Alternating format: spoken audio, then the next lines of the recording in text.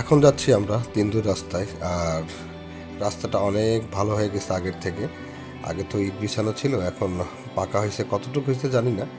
তবে আজকের সকাল সকাল আমরা থানচি থেকে বের হয়েছি, আর আজকের ওয়েদারটা এত সুন্দর সেটা বলার মতন না। খুবই সুন্দর একটা ওয়েদারে আমরা বের হয়েছি, সম্পূর্ণ আকাশটা ব্লু কালার হয়ে আছে। আসলে এটাও একটা ভালো লাগার বিষয়। আর সামনে একটা মোড় আছে, মোড় দিয়ে নেমে আমরা হয়তো বা একটা অফরোড পাবো। অলরেডি আমরা অফরোডের কাছাকাছি চলে আসছি।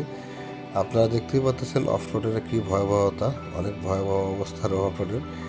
অবশ্য বেশি দূর না, অল্প একটু, এটা আমরা পার হয়ে যাব, কোনো প্যারা নেই।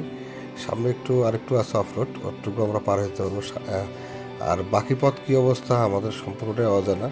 জানি না এখন পর্যন্ত রোডের ঘাটের কী অবস্থা, এটা আমাদের এখনও জানা নেই। অনেকে বলতেছে যে সামনের রোড অনেকটা খারাপ আছে, তবে আমরা সামনে গেলে হয়তো বা বুঝতে পারবো আমাদের রোডের কী অবস্থা, যেহেতু আমরা অনেকদিন যাবত এই পাশে ঢুকি নেই। তো সামনে গিয়ে দেখি রোডের কী অবস্থা। যদি বাজে কন্ডিশন হয় তাহলে আজকে আমরা ব্যাক করবো, কারণ আজকে